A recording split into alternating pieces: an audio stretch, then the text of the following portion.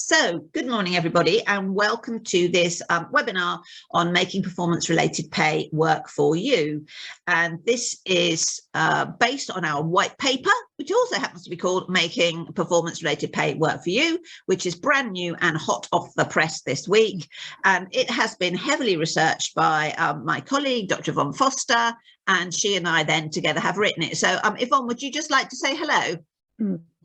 Hello and good morning, and it's a delight to be here to share some of the highlights that will feature in the white paper, which no doubt you will enjoy reading. Thank you. Yes, a little like bedtime reading for everybody. So, for those of you who've only just joined, we're going to be sharing the content for about 35-40 minutes till about 22:45. Then we're going to turn the recording off, and we will then have open questions and answers, any thoughts or reflections, and a chance for people to just talk a bit more relaxed. If you've got questions as we go along, please do put them in the chat, and then we might pick them up straight away, or we might be able to answer them as we're going along. All right, so here we go. For those of you who don't know us, we are specialists in performance management. This is the only advert you're going to see today, and it is very much, this shows you the kind of clients that we have. They tend to be organisations where people have been promoted on the basis of their technical, professional or academic expertise, and not because they are great people leaders. So we work with people where it's all about encouraging better people leadership, and performance-related pay is used a lot to do that, sometimes successfully, more often not. However, as we can see from this slide, there is currently a massive imperative to act. That you don't need me to tell you that we're all in situations of very tight budgets, inflationary pressures, organisations needing to maximise the impact of every penny they have. So if they're using performance-related pay in any form, is it actually delivering what they need them to deliver? And lots of leaders simply hope that offering a bonus will improve performance, will improve productivity, will improve quality, whatever it is they are hoping to achieve. But it's very complicated. There are not simple answers. And sadly, a lot of performance-related programs not only don't deliver the intended results, they can be quite damaging and cause you more problems than they're actually solving. So we're going to explore today some of the pros and the cons. So here are the things. We'll talk about some key themes. We'll talk about the background to the research, how we've researched it, what we've gone about and done. Obviously thinking about PRP, then its impact on motivation. We will look at some of the potential upsides. I think I put 4 potential upsides there, and there are 5 on the page, but anyway, and then think about the risks that you need to manage and some of the choices that you face. So it's quite a whistle-stop tour.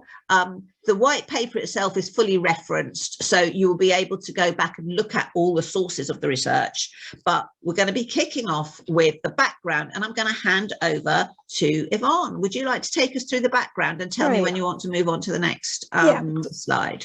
Fantastic. Thanks, Hedda. So I want to start off by saying that I found the research interesting and very challenging. It was actually like having a jigsaw with 1,000 pieces and really not knowing where to start and really how to focus. So what I did was really kind of go quite wide in terms of looking at a whole range of literature, and then narrowed it down to the kind of disciplinary areas that seem to speak more directly to the topic of performance-related pay. So it goes across many different disciplines. But organizational and occupational organizational psychology is by far the disciplinary area that talks a lot and has done a lot of research in this particular area. We then have behavioral economics, because the whole idea of performance-related pay originally comes from economic theory, but as time has gone on, it's recognized that economic theory really doesn't really understand human behavior and the irrationality that that really is at the kernel of human behavior. So I've drawn some of the research from behavioral economics, which is based, the data is based on a lot of quantitative experiments. And of course, the human resource management literature, which has probably in the last sort of 7 years, has really started to recognize the central importance of understanding the brain and how we make decisions, which quite often are not in sync with the kind of rational ways in which we put policies together. So that's one of the reasons why in the research there is a consensus that performance-related pay more often than not, unfortunately, fails to deliver the results that organizations are anticipating and are hoping for. And then the final area is business and management leadership studies. Quite a lot of articles drawn from the Harvard Business Review, which is really very keen to look at the application of various academic ideas and to see how they work in practice. And so whilst the research goes goes back probably about 50 years, the more recent studies from 2012, a lot of the data is actually drawn from significant experiments that happened from 2012 onwards. Yes, if we could move on, please, Hedda, that would be great. To the next slide. Okay, so what I'm going to do in the bullet points that we have here is just to highlight a few salient messages from the research. Of course, as Hedda has said, there's extensive reference in the white paper, and the white paper also, illuminates a lot of the points that we'll touch on here. So this particular study here, it's called, and I'm not going to sort of bore you with technical jargon, but there is research which actually is called meta-analysis, where they look across a whole raft of research on a given topic and bring it together and really reanalyze it. So this particular paper, written in 2014, where the participant population was really huge, and they examined 146 studies, and they came to the conclusion that reward systems have to be really appropriately designed, and quite often organizations want to put in PRP, but they've not really they don't really have a good enough understanding of human behavior. So therefore, the design doesn't deliver what is anticipated. So it's really important to balance the issues that arise from individual merit pay, issues that arise from team pay, and issues that can arise from a bonus system that is organizational wide. And a key thing that comes out, and it comes out pretty much as a consensus in most of the papers, is that feedback processes are just not good enough within organization. They kind of work against human nature, where if we mention the word feedback, it kind of kicks in the fear kind of mode. So it's really a lot of issues around the design of reward systems. And the experimental studies, one of the challenges of the research is that quite a lot of the experimental studies are not done within work settings. They're done within specifically controlled and designed groups, and because of that, that can actually limit the applicability, where you find a piece of research that said, actually, yes, we found that performance pay worked in this context, does not mean it's going to work in a very different context. So one of the examples that came out in the research was if you pay people in advance for the results, they are more likely to deliver the result because you've already paid them, and they've already spent the money and they don't want to have to pay it back. So one of the research created was a group of teachers. This was a research in America where the teachers were paid in advance to improve student grades, and lo and behold, student grades did improve, and that was because of the drive not to give them the money back. In the other group, where they were paid at the end of the process, student results either stayed the same or just marginally increased. So that's what's that saying to us, is that the kind of ways in which we think about our actions are so inconsistent. So it's difficult to know whether a particular pay structure is actually going to work. So consensus in the research is, of course, money is incredibly important, but it's actually not the only thing that we need to think about. Now, the next piece of work is in behavioral economics from a really well-regarded Professor Dan Early, and he discovered actually that if rewards are increased above a certain level, performance decreases. And you may ask the reason, well, why might that be? And one of the rationale is, if you are already performing quite well, relatively optimally, offering more money is not going to enable my performance to improve. And quite often my performance will decrease because I'm so fearful that I'm not going to hit that target, and therefore how am I going to look? You know, it's going to perhaps look as if I'm not as capable. So that was a very interesting. What they found was that motivation and productivity did increase when the payments were reasonably, kind of relative to what the person was earning. But if they became much higher, it had a negative impact. On the HRM literature, this is the area where there's a lot of sociological studies into incentive payments, what motivates us, job satisfaction, well-being, and can PRP systems be designed to optimize and bring about more effective performance? And I'm just going to quote here. It says, the idea of linking pay to a wider definition of employee contribution is gaining momentum. So this is saying really merit pay in itself, the evidence shows really it's not strong evidence that it improves performance. But actually, where you look across the organization, you try to set up pay systems which are much more inclusive, you are more likely to get performance and productivity improvements. And this is becoming particularly important because of a greater understanding of behavioral science. And I've cited a few papers that look at the impact of behavioral science within the workplace and how important it is for us to understand human behavior.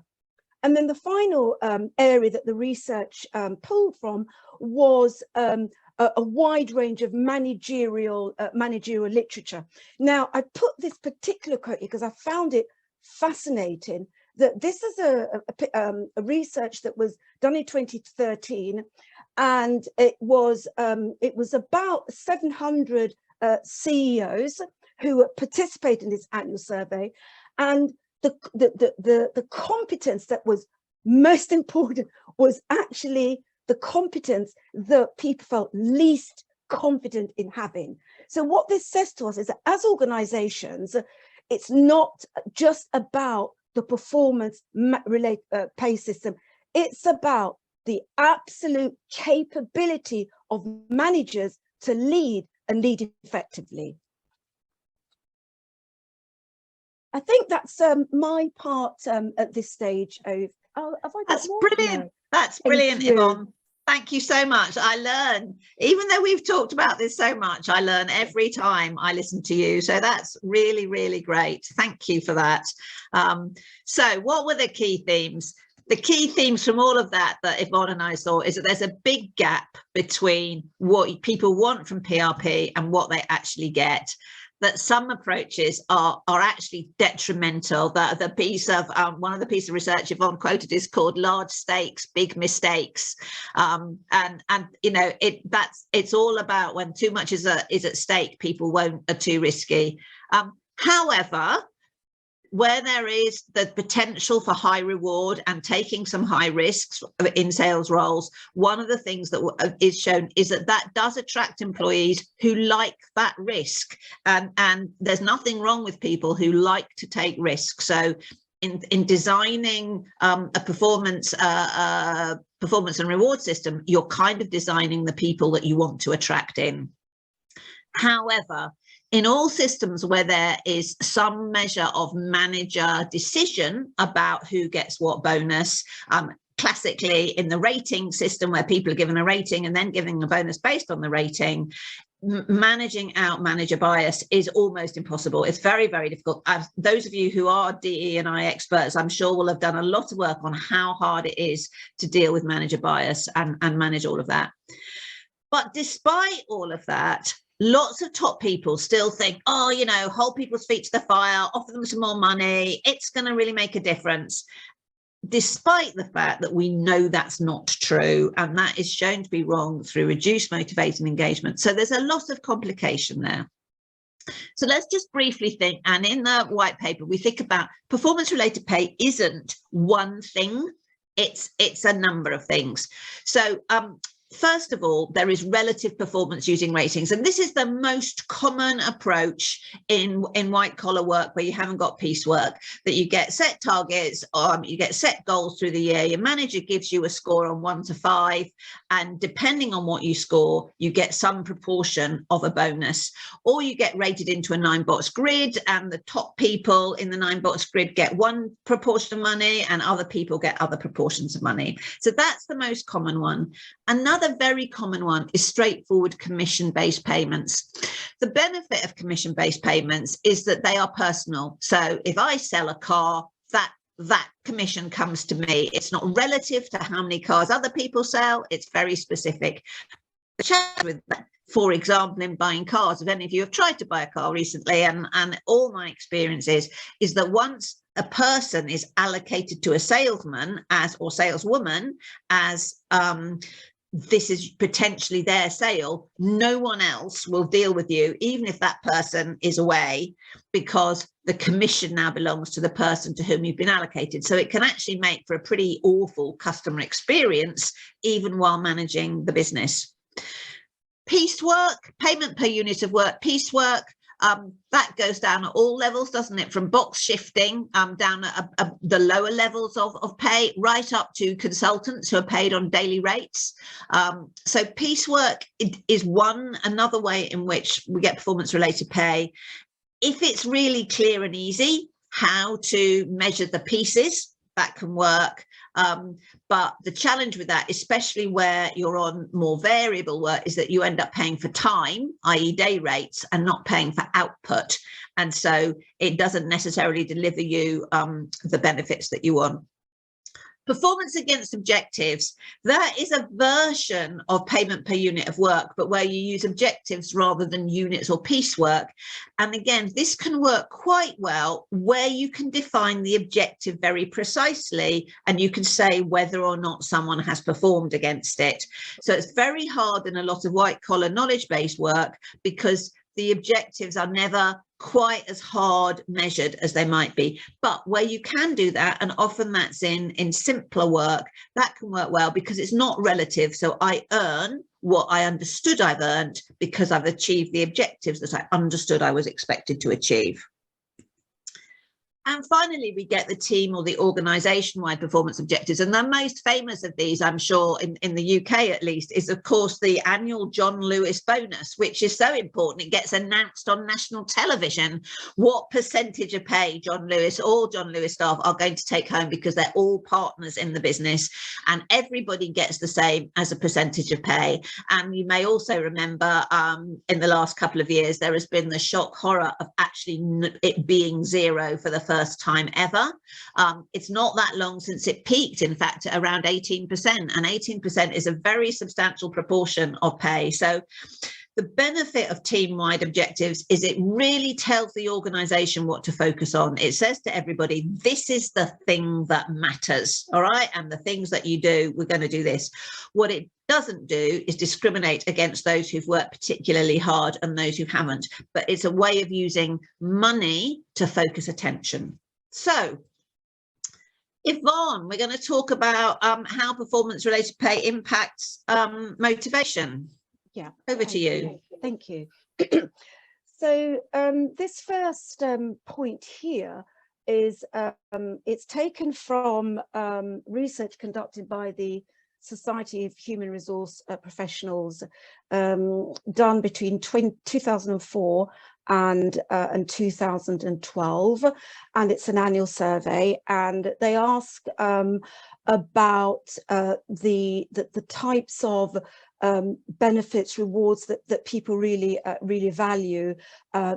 21 different ones, but these are the top three. So most important to individuals is job security. Secondly, fringe benefits. You know, how much annual leave. You know, I've been with the organisation 5 years. Am I likely to get an extra day or two annual leave? And then third, actually, is compensation. So even where you have a scenario where you can get more from having a large part of your pay packet given over to performance-related pay, it is not the great motivator that we often believe it to be. And individuals are less inclined to want to be in a scenario where their pay is put at risk because of, you know, kind of vagaries of performance-related pay. You know, maybe they have, you know, a fallout with a manager of some kind, and they fear that this could affect the performance-related pay that they get. So that's the first point there. The second one is related to what Hedda mentioned just a while ago. So performance-related pay, the evidence is quite consistent that where you can count things, where you can measure things, where there is less less grey, shades of grey around the performance, you are more likely to find it motivational. But the reality is the vast majority of jobs do not give themselves over to that. And even where you have a situation of car sales, for example, where relatively clear and unambiguous targets can be set. You know, Ford Motor several years ago did away with it. And why did they do away with it? Because the quality of care that customers got really declined, because the individuals focused narrowly on the activities that they need to drive to get the bonus, to the exclusion of wider activities that are important for the organization. And another point that Hedda raised that I just want to bring in here is the fact that there is consistent evidence of bias, and individuals feel threatened because they do not believe or do not have confidence that in a performance-related pay system that they are being accurately scored, or that their feedback is really as accurate because of managerial bias. So that has a negative impact on motivation and performance. Complex and interdependent work, which is what most of us actually are engaged in, involves us doing work because we are intrinsically interested in that work. We're not doing it simply because, you know, there's a carrot at the end of, you know, at the end of the week to say we're going to earn this. And so it's clear in the research that intrinsic motivation can be undermined and is undermined where there is too much focus on getting that PRP. Far better to have reward systems that satisfy satisfy humans in terms of their pay, and get them focused on work that they enjoy and work that they can deliver their best.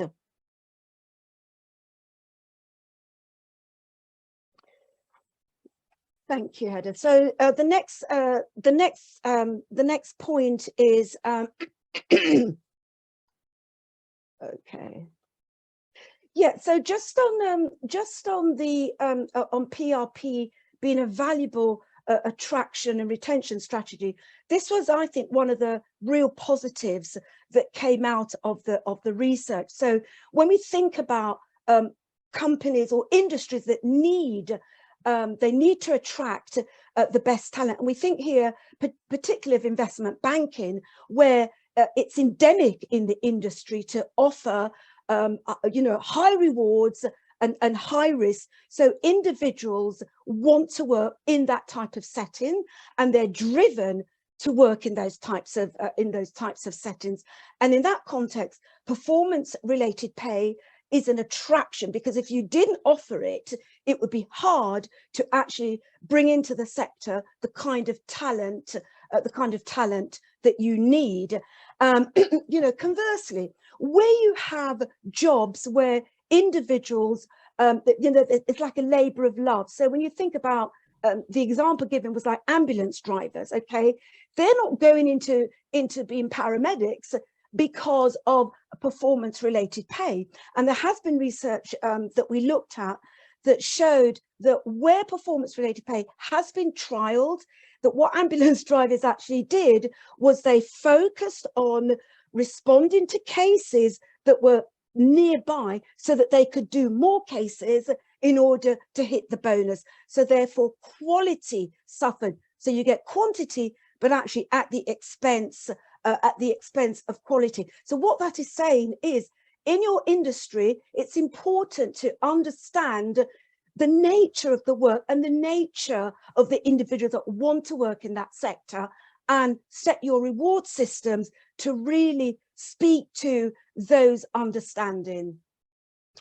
This the point here about pay equity rather than pay equality, I found really interesting. This is some fairly recent research done in 2017, and in the paper by Ogbonna, they looked at, well, what are the things that really satisfy individuals around, if performance pay is offered, what is it that people find satisfying? And a few interesting points came up. So firstly, individuals, if the company is going to offer PRP, we want to be included, please. We don't want to feel that this is only for certain grades of staff. I'm here as a core handler, and my particular salary band, we don't get it. So we need to think about making PRP inclusive. That's one point. A second point was that pay equity. So what that means is individuals have a positive attitude, for example, where they feel that, there's a team bonus, and the team bonus, rewards the team because it has really performed well. That is, they feel the reward is equitable, rather than where everybody gets the same bonus, regardless of perceptions of who's worked hard and who hasn't, who's actually been, been coasting. So pay equity gives a positive influence, a positive attitude that actually, yeah, we're included, and we find this motivational. And one of the other points that came out of this particular research is that where PRP is offered, in some situations, it can lead to burnout quite quickly, because people want to put in the extra hours to kind of get the pay, and after a while they find it dissatisfying.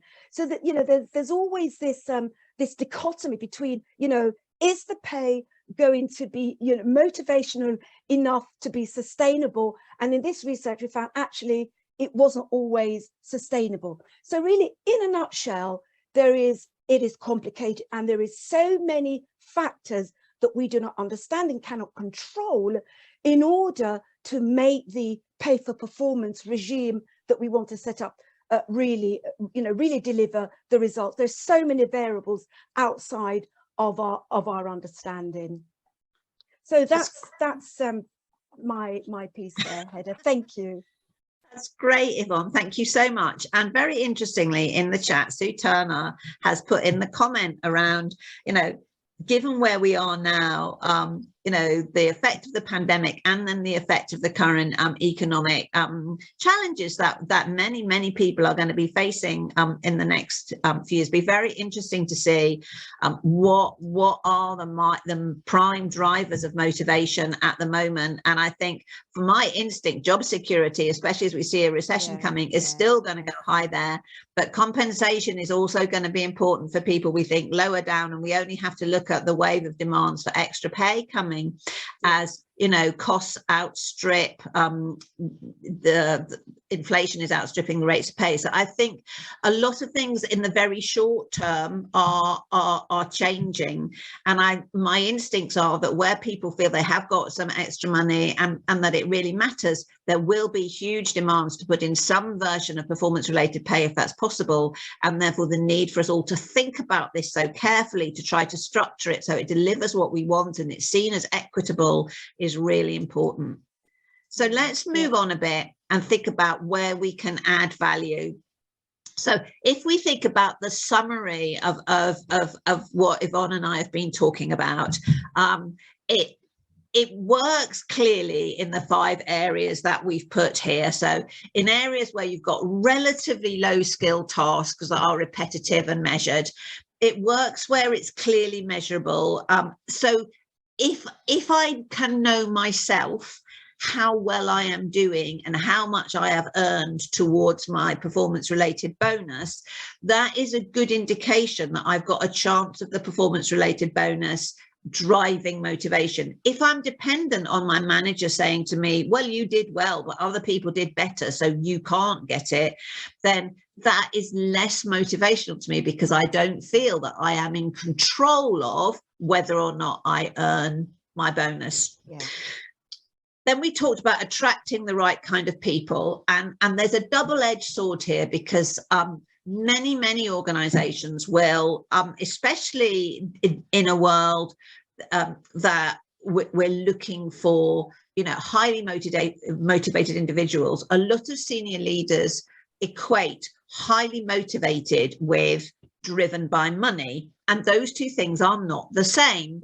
And so it can be very risky to say to people, you can earn this amount of money, when in reality you can't. So it's not uncommon for people to be turning around and say, you can earn X thousand above your basic, when in reality only one person has earned that amount above their basic in the last 10 years. And what happens then is that people come in and then don't earn what they were hoping to earn, and you then get some very demotivated staff.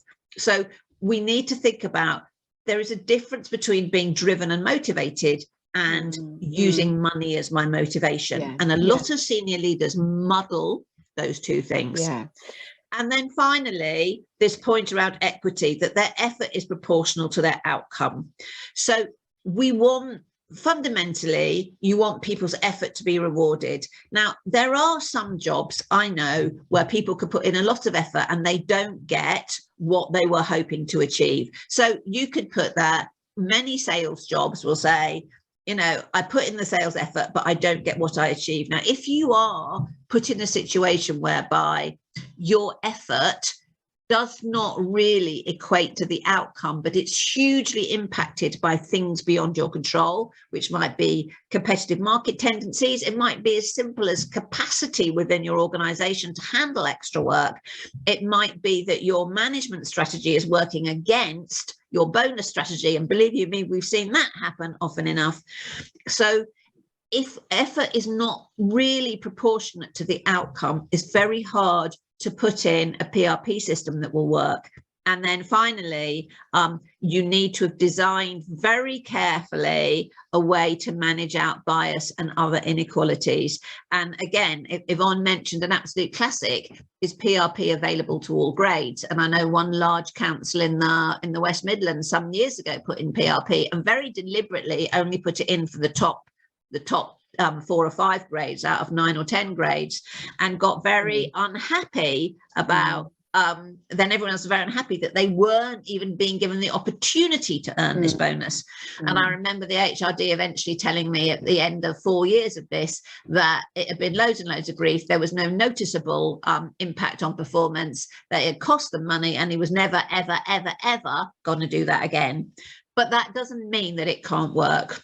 It means that it needs to be thought about, well designed and clearly communicated. I'm very aware our timing is bounding on fast. Let me have a look. So you do need to sum up with managing risks. All right. There are some key risks in thinking about performance related pay that you are dealing. So first up here on the left, are you rewarding one thing and wanting another? And the classic that goes on is to give people individual rewards by asking them to be more collaborative and do more teamwork, right? And if ever there was a mismatch between I'm rewarding you for being collaborative, but you were a bit more collaborative than the person next to you, so I'm not rewarding them for being collaborative. And that is the lovely paper called Rewarding A While Hoping for B. And that is very common in a lot of PRP systems and white collar organizations.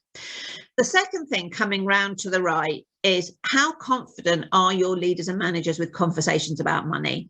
And in the white paper, you will see, we haven't got time to talk about it today, but you will see a small table called the emotional value of money. And it talks about how our experiences of money in the households that we grew up in have enormous impact on our attitudes towards money today. But it could go either way. So maybe you grew up in a household where there was very little money, and the fact that there was very little money caused a great deal of stress perhaps in that household. You may have grown up to somebody who worries about money all the time because that's what you grew up in, and you then or never, money is never enough. You're always hoarding it away. You're always terrified of falling back into that poverty that perhaps you grew up in. But the flip side of that is it might be that once you've got enough money to live, your life is so much better that you see every extra penny as abundance. And you go, well, you know, wow, this is so much better than it was. And so our individual experiences of money as children shows up very differently as adults. And we need to understand our own emotional attitudes to money and then see that other people may not have the same view. So where you might expect somebody to be thrilled to be getting whatever it is you're offering them as a bonus, they may not see it in that way at all, not just because of how you designed it, but because of their own emotional state around money. And so you need to build confidence in talking about money and understanding about money with your people. And then finally, are your leaders still thinking, oh, for a bonus, I'll get improved productivity? If they are, that's a big risk to you, because as you've seen from all of this that we've been talking about here, you might, but you might not. And therefore, you want to be really clear about what it is that performance-related pay could deliver in your organisation. So the example of the ambulance drivers that Yvonne gave is a classic. Yes, you can see hospital trusts going, oh, we just need these ambulance drivers to do more, to do more, to do more. They put in something that appears to motivate them, but actually it drives the wrong results. So really important to manage risk. And if you go on to want to work with us more about this, Yvonne and I will talk to you more about how we can manage risk and examine what actual risks are really prevalent in your organisation. All right, we're coming to the close here. Here's the white paper coming to you. To sum up what we've said, you can make performance-related pay work, or you might not. It's a useful tool, especially in a place with variable budget, to manage costs in relation to income. All right, absolutely. If you're working in a profit-led organisation, it can give you a way to manage your costs in relation to income. What it can also do, perhaps in a non-profit organisation as well as in a profit-led organisation, is focus employees on what really matters. So if what really matters is the quality of care that we give, and you have good ways of measuring quality of care across the organisation, it can make sense to do a team-wide or an organisation-wide bonus, for example, on quality of care. It's not an individual bonus. It's about everybody working together to deliver quality of care. And finally, you can use it to enforce performance standards. So if you've got very specific performance standards and performance objectives that you can measure individuals against, then some form of performance-related pay can ensure that people meet those standards for you, because it's clear, it's measurable, it's simple. But as you can see, you can send all the wrong messages, and absolutely you can demotivate people who aren't working the system. So one client that Yvonne and I have been talking to recently, and who we've done a lot of work for, when they looked at their performance-related pay system, they established that 40% of people got bonuses each year, but it was basically the same 38% each year, with the bottom 2% changing. And everybody else knew they weren't going to get a bonus. They knew they had no hope of getting a bonus. They were never going to be in. And so it actually demotivated them and made them depressed and angry, because they thought, it doesn't matter what I do, I'm not going to get there. So in the end, they scrapped that system and replaced it with a team system. But it's really a challenge to get it right. So just coming up to the end, what can you do? You've got some options. So the main thing that Yvonne and I have is to work with performance and reward teams to give you a workshop where we will really go into this stuff in detail in relation to you. So we'll do some research with you beforehand, look at what you want to achieve through performance related pay, whether you've got it already or you're thinking about it, and help you think about how you can really get it right.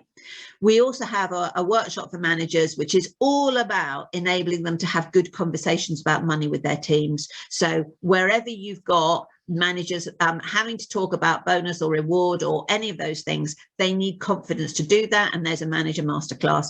And finally, if you want to go beyond those things, we're happy to help you get into analysing your options and designing the performance part of your reward systems and taking those to leaders so that then they can really think about how those things will work. So there we are, coming to the end, I think. Yep, that's it. I'm going to stop the share here.